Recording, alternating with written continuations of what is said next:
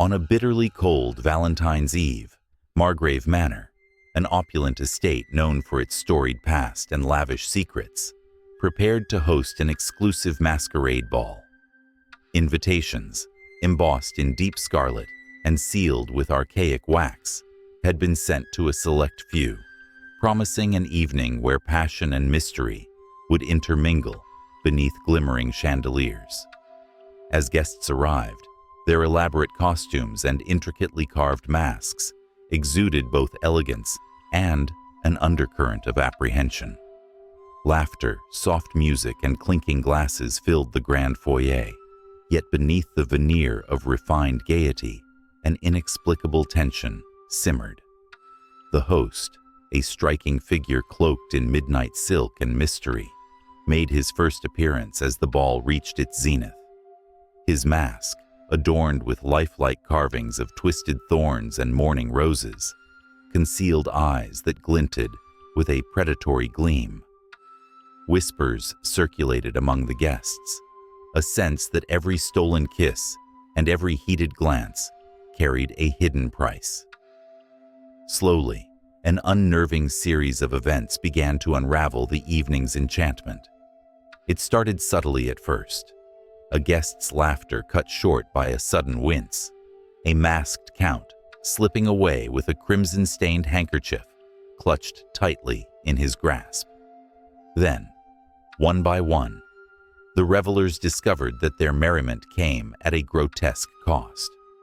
A thin film of blood began to seep from beneath the ornate masks, tracing eerie patterns on satin and lace. At first, it was mistaken for theatrical makeup or a macabre artistic flourish.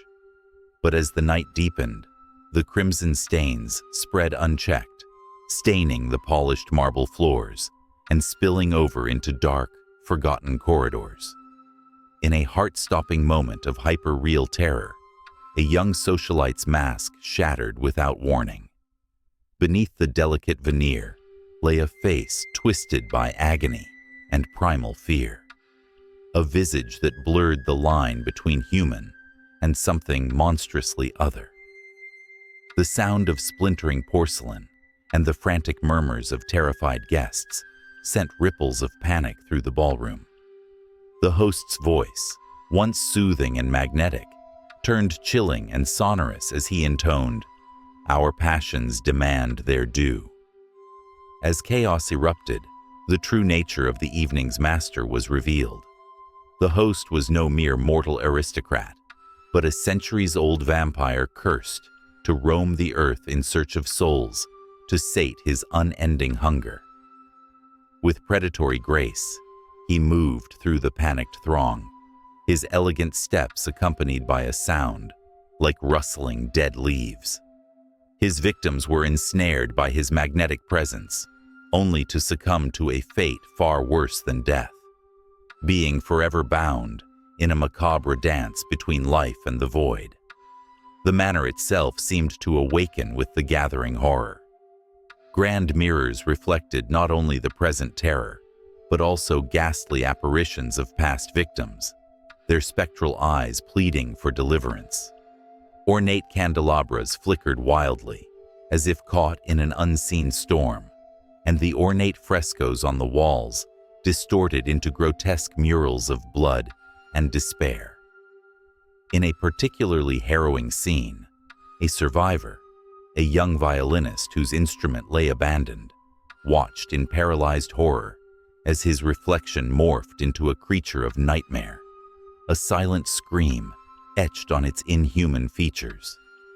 By the time the first weak light of dawn began to break, Margrave Manor had transformed into a mausoleum of shattered dreams and spilled blood.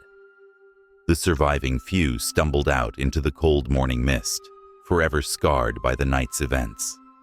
The legend of the Red Masquerade spread like wildfire, a reminder that beneath every mask, hidden desires can spiral into uncontrollable terror, and that love and passion may sometimes demand the ultimate sacrifice.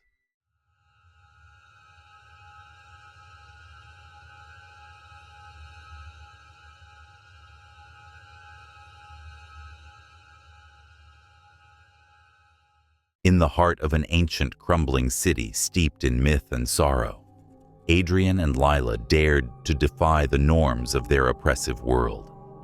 Their clandestine affair, kindled by secret glances and whispered promises in shadowed alleyways, flourished in defiance of societal boundaries. On Valentine's Day, driven by both passion and the yearning for eternal connection, the lovers sought refuge in the ruins of a long-forgotten chapel. This decaying sanctuary, its stone walls inscribed with faded symbols and its air heavy with lost prayers, was rumored to harbor relics of forbidden occult power. Together, amid flickering candlelight and the soft echo of distant chanting, Adrian and Lila began an ancient ritual, a binding meant to entwine their souls beyond the fleeting nature of mortal existence. Their voices trembled as they recited archaic incantations, each syllable laden with the promise of immortality. But unknown to them, the ritual's true nature was not one of love, but of sacrifice. The fragile barrier between the mortal and the demonic worlds was disturbed, and with every word, an ancient hunger stirred from its slumber. As midnight approached, a sudden drop in temperature swept through the chapel. The once comforting glow of the candles transformed into eerie phosphorescent flames that cast long, distorted shadows on the crumbling walls. In that frozen moment, the very air seemed to hum with a malevolent energy. A demonic presence, an ancient entity born of desire and despair, manifested in a swirl of darkness and flickering red light. It circled the trembling lovers, its voice a guttural murmur that resonated deep within their souls. The transformation was as horrifying as it was instantaneous. Adrian's skin turned ashen, intricate patterns of black veins blossoming across his flesh as if etched by a sinister hand. Lila's eyes, once full of warmth, became voids of despair, her features contorting in excruciating pain. Each touch between them, once a comfort, now seared like molten fire, leaving behind wounds that oozed a thick, inky fluid, evidence of the demonic curse that had been unleashed. Their love, meant to be a union of two souls, had become the vessel for an unholy merger with a being that fed on anguish and eternal damnation. Desperation clawed at their hearts as the demonic force tightened its grip.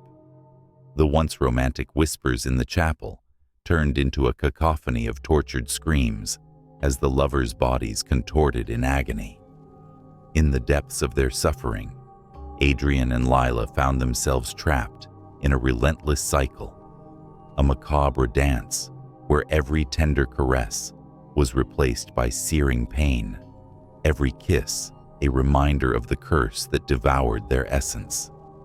The ancient stones bore silent witness to their torment, their cold surfaces absorbing the echoes of despair that would haunt the city's darkened corners for generations. In the aftermath, the ruins of the chapel became a spectral monument to their doomed passion. Locals would later speak in hushed tones of a ghostly couple, their forms flickering between this realm and the next, forever entwined in a cycle of agony and fleeting, bittersweet love. Every Valentine's Day, as the moon shone red over the desolate cityscape, the anguished cries of Adrian and Lila could be heard echoing through the alleys, a harrowing reminder that some loves, once cursed by ancient forces, are condemned to an existence of eternal suffering.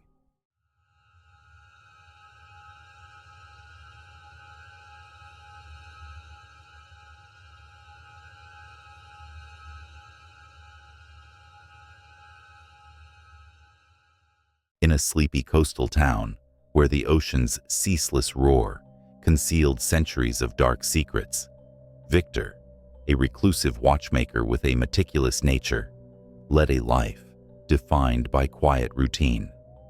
His workshop, cluttered with time-worn gears and the steady tick of antique clocks, was his sanctuary from a world he regarded with cautious detachment.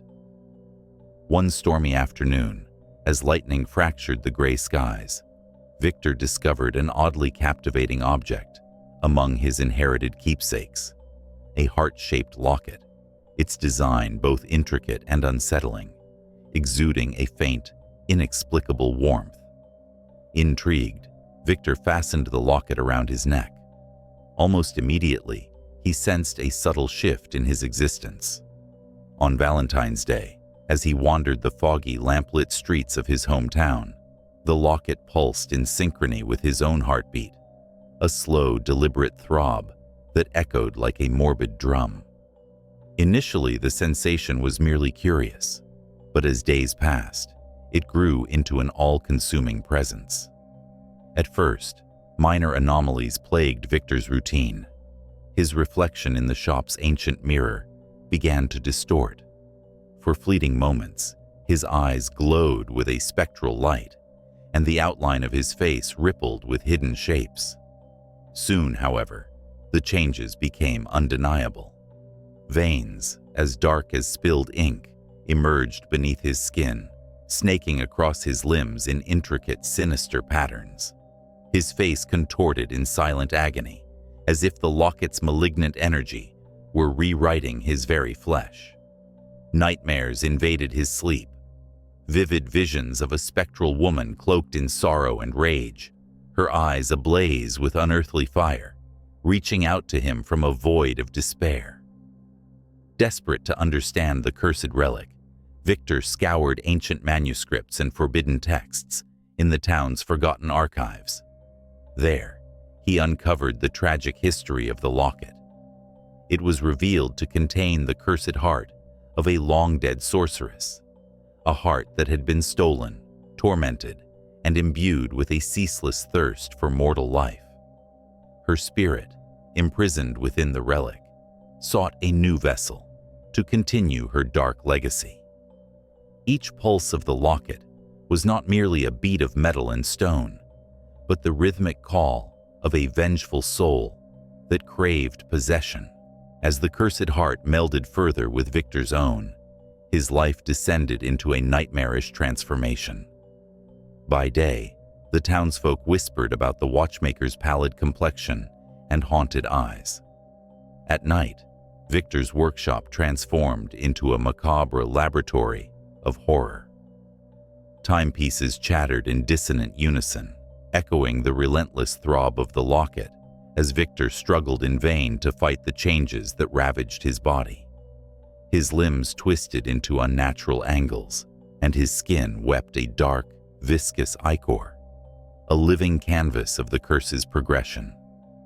The spectral woman from his nightmares began to appear at the edges of his vision, her mournful wail mingling with the ticking of the clocks, a constant reminder of the impending doom.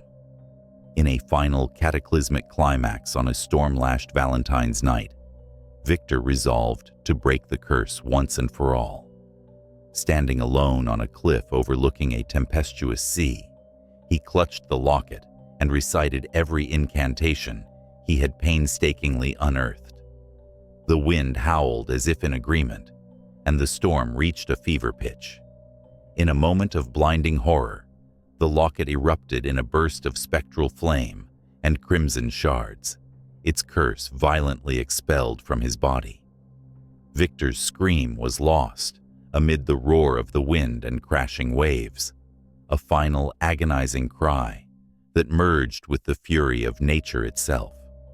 When dawn broke, the cliff was strewn with remnants of shattered glass and darkened metal. Victor was gone, vanished without a trace, leaving behind only whispered legends of a man whose love for time and order led him into an eternal embrace with horror. To this day, on every Valentine's Day, coastal mists swirl around the rocky shore, and locals claim to hear the ghostly ticking of a clock, an eternal reminder that some hearts, once ensnared by cursed passion, are doomed to beat in endless torment.